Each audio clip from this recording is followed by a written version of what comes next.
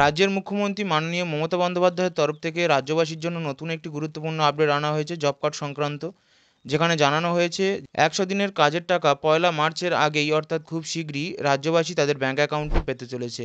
তো এই বিষয়ে জব কার্ড সংক্রান্ত নতুন কি গুরুত্বপূর্ণ আপডেট মুখ্যমন্ত্রীর তরফ থেকে ঘোষণা করা হয়েছে, নতুন ডেট কবে জানানো হয়েছে, কবে থেকে ব্যাংক অ্যাকাউন্টে পেতে চলেছেন আপনারা, আজকের এই আপডেটের মাধ্যমে আপনাদেরকে জানিয়ে দেবো। যারা অলরেডি 100 দিনের কাজের টাকার অপেক্ষা করছেন বা জব কার্ডের টাকা এখনও পর্যন্ত পাননি, এ নিয়ে একাধিক নানা বিতর্ক রয়েছেন সেন্ট্রাল এবং রাজ্য সরকারের মধ্যে।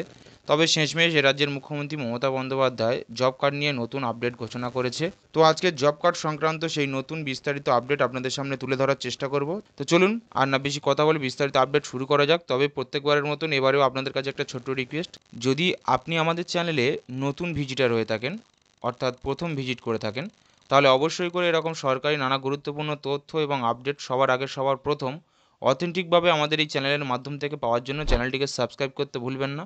যারা অলরেডি আমাদের চ্যানেলটিকে সাবস্ক্রাইব করে আমাদের সঙ্গে জুড়ে রয়েছেন তাদেরকে অসংখ্য ধন্যবাদ আমাদের সঙ্গে জুড়ে থাকার জন্য।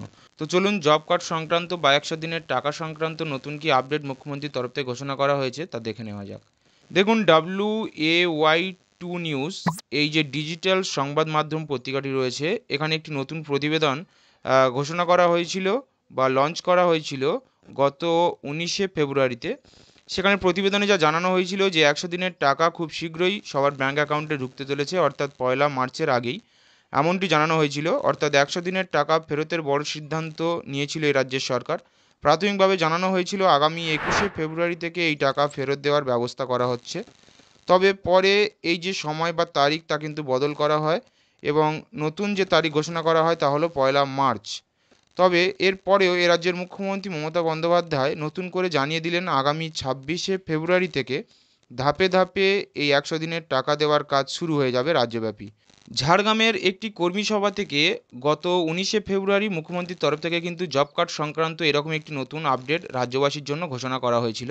এছাড়াও ঝাড়গ্রামের ওই কর্মী সভা থেকে মুখ্যমন্ত্রী এই জব কার্ড টাকা দেওয়ার কাজ উদ্বোধন করবে বলে মুখ্যমন্ত্রী কিন্তু ঘোষণা করেছিলেন।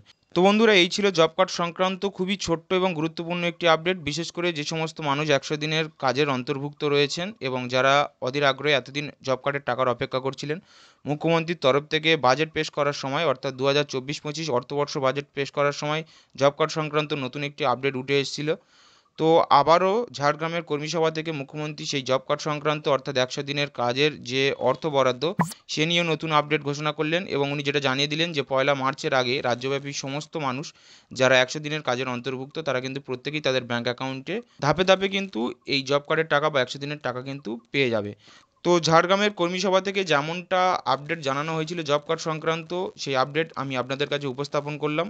তো ভিডিও যদি ভালো লেগে থাকে অবশ্যই করে লাইক করবেন। কোন জেলা থেকে ভিডিও দেখছেন অবশ্যই করে নিচের কমেন্ট বক্সে জানাতে ভুলবেন না।